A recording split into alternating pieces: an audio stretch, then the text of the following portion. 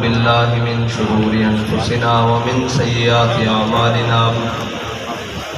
من يهده الله فلا مضل له ومن يضلل فلا هادي له ونشهد أن لا إله إلا الله وحده لا شريك له ونشهد أن سيدنا ونبينا وحبيبنا ومولانا محمدا عبده ورسوله أما بعد فأعوذ بالله من الشيطان الرجيم بسم الله الرحمن الرحيم ولا تشتروا بآياتي ثمنا قليلا صدق الله العظيم وصدق رسوله النبي الكريم الأمين إن الله وملائكته يصلون على النبي يا أيها الذين آمنوا صلوا عليه وسلموا تسليما الصلاة والسلام عليك يا سيدي يا رسول الله وعلى آلك وأصحابك يا سيدي يا حبيب الله الصلاة والسلام عليك يا سيدي يا رسول الله وعلى آلك وأصحابك يا سيدي يا خاتم النبيين بندہ پروردگارم امت احمد نبی دوست دار چار یارم تابع اولاد علی مذہب حنفی دارم ملت حضرت خلیل خاک پائے غوث اعظم زیر سایہ ہر ولی صدیق عکس حسن کمال محمد است فاروق ذل جاہ و جلال محمد است عثمان ضیاء شمع جمال محمد است حیدر بہار باغ خصال محمد است صلی اللہ تعالی علیہ وسلم جس سہانی گھڑی چمکا طیبہ کا چاند اس دل افروز ساتھ پہ لاکھوں سلام جن کے جلوے سے مرجائی کلیاں کھلی اس گلے پاک منبت پہ لاکھوں سلام اندھے شیشے جھلا جھل دمکنے لگے جلوہ ریزی یہ دعوت پہ لاکھوں سلام جس کے آگے سربراہ خم رہے اس سرے تاج رفعت پہ لاکھوں سلام جس کے آگے کھچی گردنیں جھک گئیں اس خدا داد شوکت پہ لاکھوں سلام شور تکبیر سے تھر تھراتی زمین جنبش جیش نصرت پہ لاکھوں سلام نارہائے دلیراں سے بن گونجتے غرش کو سے جرأت پہ لاکھوں سلام وہ دسوں جن کو جنت کا مژدہ ملا اس مبارک جماعت پہ لاکھوں سلام جانثاران بدر و احد پر درود عدگزاران بیعت پہ لاکھوں سلام اصدق الصادقین سید المتقین چشم گوش وزارت پہ لاکھوں سلام سایہ مصطفیٰ مایہ اصطفیٰ عز و ناز خلافت پہ لاکھوں سلام یعنی اس افضل الخلق بعد الرسل ثانی اثنین ہجرت پہ لاکھوں سلام فارق حق و باطل امام الہدا تیغ مسلول شدت پہ لاکھوں سلام ترجمان نبی ہم زبان نبی جان شان عدالت پہ لاکھوں سلام وہ عمر جس کے آداب پہ شیدا سکر اس خدا دوست حضرت پہ لاکھوں سلام زاہد مسجد احمدی پر درود دولت جیش عسرت پہ لاکھوں سلام یعنی عثمان صاحب قمیص ہدا غلہ پوش شہادت پہ لاکھوں سلام مرتضیٰ شیر حق اشجع الاشجعی ساقی شیر و شربت پہ لاکھوں سلام شیر شمشیر زن شاہ خیبر شکن پرتو دست قدرت پہ لاکھوں سلام ماہی رفظ و تفصیل و نصب و خروج حامی دین و سنت پہ لاکھوں سلام بارہائے غنچہائے قدس اہل بیت نبوت پہ لاکھوں سلام، ان کے مولا کے ان پر کروڑوں درود، ان کے اصحاب و عطرت پہ لاکھوں سلام۔ سبحان اللہ، سبحان اللہ۔ معزز سامعین محترم، خصوصاً علماء کرام، مشائخ اعظام، آج علماء و مشائخ کنونشن ڈویژن باولپور میں حاضر ہوا ہوں، اور آپ لوگ بھی سارے ہم حاضر ہیں۔ مقصد ایک ہی ہے کہ انہیں جانا، انہیں مانا، نہ رکھا غیر سے کام، اور نہ ہمارے عقیدوں میں کوئی مسئلہ ہے کہ ہم بات یہاں سے کر کے جائیں تو بعد میں لوگ پوچھتے رہیں کہ یہاں کس کے خلاف بات ہوئی ہے، یا یہ کون لوگ تھے۔ ہم جائیں یا ہم نہ آئیں یا ہمارا کہیں بھی تعارف ہو تو وہ تعارف ایک ہی بچتا ہے کہ یہ سارے حضور کے عاشق ہیں، یہ حضور کے غلام ہیں۔ اور علماء انبیاء کے وارث ہیں، اور علماء کرام کی جتنی شانیں ہیں اگر وہ تمام بیان کرنی چاہیں تو وہ تو صبح سے لے کر شام تک اور شام سے لے کر صبح تک ساری شانیں حضور نے خود بیان فرمائی ہیں اپنی امت کے علماء کی۔ اور علماء وہ ہیں جن کی ترتیب بالکل سیدھی ہے۔ صاحب ظاہر ہے علم پڑھنے سے تو بندہ عالم نہیں نہ ہو جاتا، نہ 4 کتابیں لکھنے سے بندہ عالم ہوتا ہے۔ عالم تو وہی ہے اگر کمر میں تہمت بھی بدا ہو تو قرآن کی حفاظت کے لیے احمد بن حنبل بادشاہ وقت کے سامنے کھڑا ہو۔ سبحان اللہ۔ اس دور کے بڑے بڑے علماء ہیں، بڑے بڑے مشائخ ہیں، بڑے بڑے لوگ ہیں، شاید تاریخ میں کھولنے سے بھی ان کا ذکر نہیں ملتا، اور احمد بن حنبل وہ ہے جس کی بات جب تک نہ کی جائے علماء کا ذکر مکمل نہیں ہوتا۔ اور علماء تو اپنے زمانے کے بہت بڑے ہوں گے، لیکن جب بات مولوی کی آئے گی، اور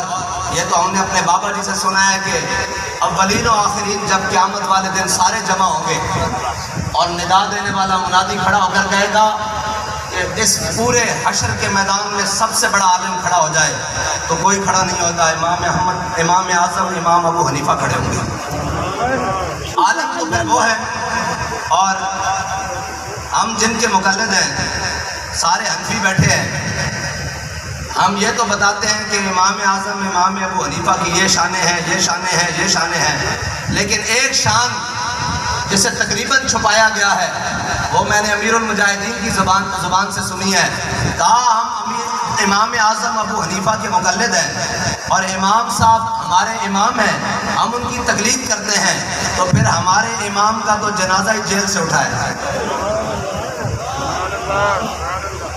اور امام صاحب جیل میں کسی پلاٹ کے تنازع پر نہیں گئے، امام صاحب جیل میں کسی مسجد کے تنازع پر نہیں گئے، امام صاحب جیل میں مسند قضا کے تنازع پر گئے ہیں، اور مسند قضا اسلامی مملکت کی سب سے بڑی مسند ہوتی ہے۔ مسند قضا یعنی قاضی القضا، یعنی قاضی کی مسند، اور سب سے بڑا قاضی امام اعظم سب سے بڑی قاضی کی مسند کی لڑائی پر، اور لڑائی یہ نہیں کہ میں نے مسند حاصل کرنی ہے، اس لیے کہ یہ مسند تم بادشاہوں نے اس طرح بنا دی ہے کہ یہاں بیٹھ کر میں حق ادا نہیں کر سکوں گا، اس لیے امام اعظم ابو حنیفہ جیل چلے گئے لیکن بادشاہ کی بات نہیں مانی۔ اور آج جو ایک درخواست پر یا ایک آواز پر ڈی پی او کے دفتر کے چکر لگائیں، یا ایک آواز پر جناب بین المشائخ اور جناب علماء و مشائخ کنونشن اسلام آباد میں صرف حکمرانوں کے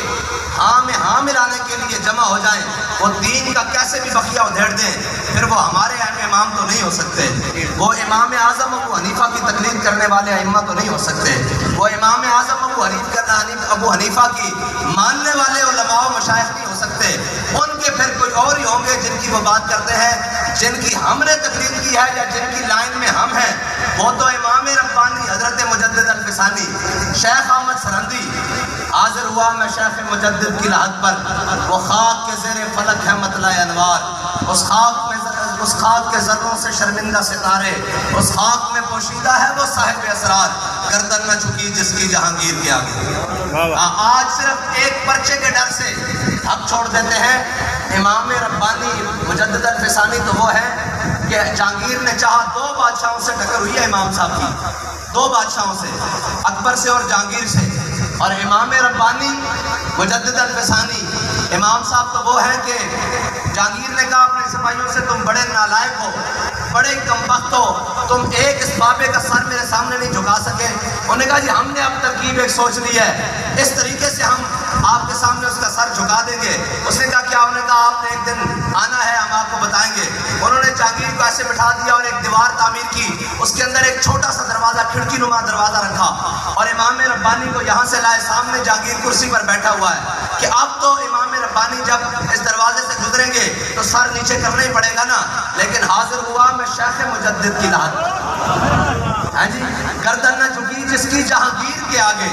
جس کے نفس گرم سے ہے گرمی حرارت، ہاں جی۔ حضرت علامہ اقبال کہتے ہیں کہ جو حضرت امام ربانی نے سانس لی ہے نا، اس کی برکت سے قیامت تک حر پسندوں کو حریت کی جناب چراغ اور روشنی ملتی رہے گی۔ حضرت امام ربانی مجدد الفسانی، امام صاحب کو جب سامنے لایا گیا نا تو امام صاحب نے دیکھ لیا کہ یہ میرا سر جھکانا چاہتے ہیں، لیکن امام کا سر تو اللہ کے علاوہ کسی کے آگے نہیں نہ جھکتا، اور مسلمان کا سر اللہ کے علاوہ کسی کے آگے نہیں جھکتا، اور جو در در پر جا کر جھک جائے اسے سر نہیں کہتے، ہیں جی، جو ہر در پہ جھک جائے اسے سر نہیں کہتے، ہیں جی۔ اور امام ربانی کو جب سامنے لایا گیا، امام صاحب نے دیکھا یہ سر جھکانا چاہتے ہیں، تو پھر سلام اس پر کہ جس کے نام لیوا ہر زمانے میں،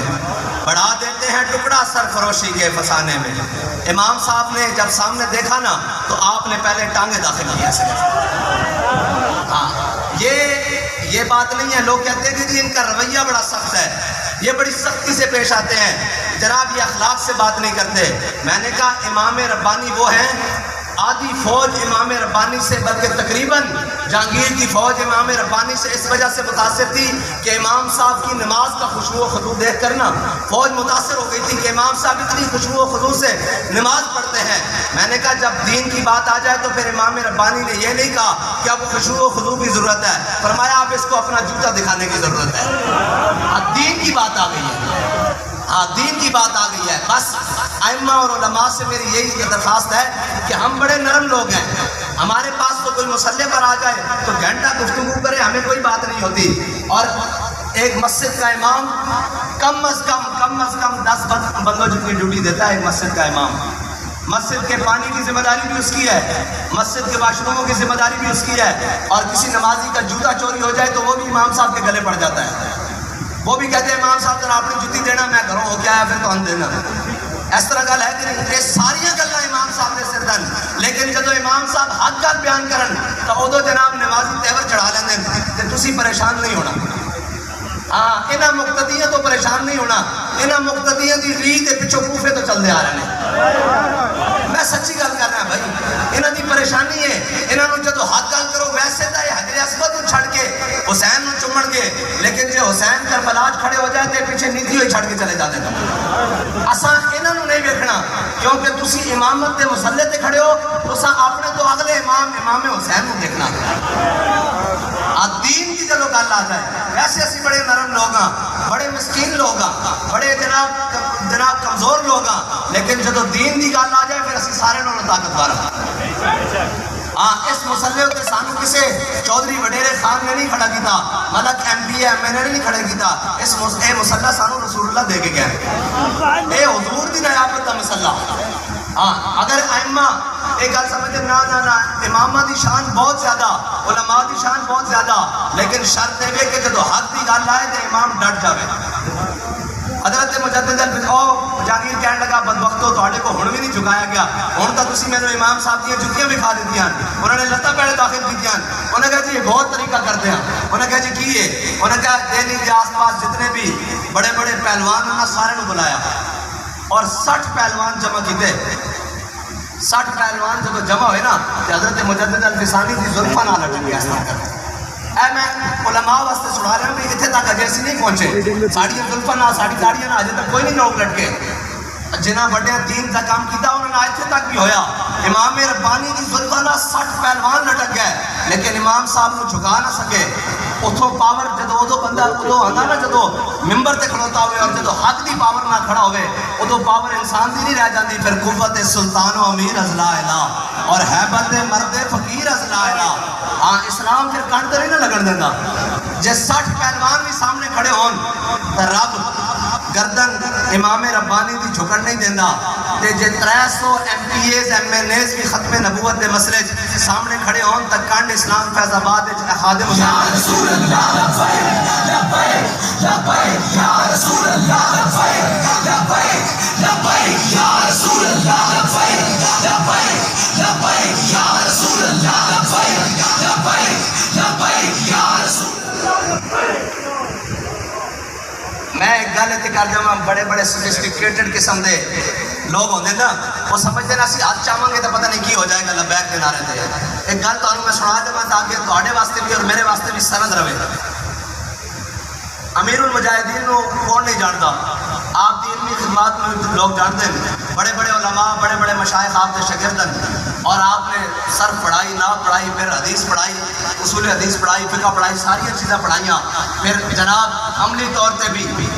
صالح اور جناب اسد نماز قضا ہوندی بھی نہیں دیکھی اپنے اذکار ذکر اوراد فتیہ حزب البار شریف اور جناب درود مصطفیٰ شریف اور جناب سارے اوراد سارے پڑھنے اور بالکل متقی ساری چیزاں لیکن میں گل اتنے کر دوں سارا علم بھی اپنی جگہ سی حافظہ بھی اپنی جگہ سی حافظ اقبال بھی سن قصیدہ بردہ شریف بھی سن حافظ کلام اعلیٰ حضرت بھی سن سارا کچھ سن قصیدہ بانت سواد سارا کچھ جنہوں کے نام بھی لوگوں نہیں آتے امیر المجاہدین کو کتاباں ازبر سن لیکن ایک گل ہے سارا علم لے کے جدو حضور دی بارگاہ پہنچے نا تے آکھیا میں کتا پاک رسول اللہ دا میں کتا پاک رسول اللہ دا جدو بابا جی نے آکھیا نا تے مول اس جملے دا پیا اس بارگاہ وچ علم دا مول تے اڈے پگڑا دا مول تے چٹے سوٹا دا مول اوتھے نہیں اوتھے یہ نہ چیزاں دا مول نہیں ہے اوتھے تے جناب حضرت عقیل انصاری صرف 1 کلو کھجور لے کے آئے ہیں جی غزوہ تبوک شریف کی طرف میں دسن لگا بھی اس بارگاہ بندہ خلوص نہ لے کے جاوے صحیح سارا علم سارا کچھ پڑھیا سارا کچھ کیا لیکن جو اس بارگاہ کے سامنے کھڑے ہو گئے کہ میں کتا تہاڈا تے پھر مالکا کیا انج نہیں گل بنا کے چھڈاں گے اس واسطے اوتھے انے واہ چیز چلدی اوتھے مجبب کو بابا والے چیزاں نہیں چلدیاں جڑا انے واہ گیا حضرت میرے آقا مولا صلی اللہ علیہ وسلم نے غزوہ تبوک کے موقع تے اعلان جہاد فرمایا حضرت جناب سیدنا صدیق اکبر اتنے میں وہ رفیق نبوت بھی آ گیا جس کے بنا عشق و محبت ہے استوار بولے حضور فکر عیال بھی چاہیے کہنے لگا وہ عشق و محبت کا رازدار پروانے کو ہے چراغ بلبل کو پھول بس صدیق کے لیے ہے خدا کا رسول بس حضرت جناب سیدنا صدیق اکبر اپنا سارا مال لے آئے حضرت فاروق اعظم اپنا آدھا مال لے آئے عثمان غنی سونے اور چاندی کے ڈھیر لے آئے مولا کائنات اونٹ لے آئے گھوڑے لے آئے سارا کچھ لے آئے حضرت عقیل انصاری 1 کلو کھجور لے آئے علماء و مشاہد اے لوگ روندے جناب کیا تنو اینو کہندے نے حضور دی سیرت بندہ پڑھ لوے نا تو پھر ساری چیزاں بھول جاندہ ساری چیزاں بھول جاندہ اس واسطے تا ساڑھے امام نے فرمایا وہ کمال حسن حضور ہے کہ گمان نقص جہان ہے حضور دی سیرت کے مطابق حضرت عقیل انصاری 1 کلو کھجور لے کے آئے میرے آقا مولا صلی اللہ علیہ وسلم نے فرمایا عقیل تو تو بڑا غریب آدمی تو کتوں لے کے آیا کیا یا رسول اللہ یہودی نال معاہدہ کیتا ساری رات ہتھاں نال اس دے باغ کنواں گیڑ کے پانی دیتا 2 کلو کھجور ملی 1 کلو گھر دے آیا اور 1 کلو تہاڈی بارگاہ لے آیا تے اس نوں کہندے قیادت اس نوں کہندے قیادت اور اس نوں کہندے لیڈرشپ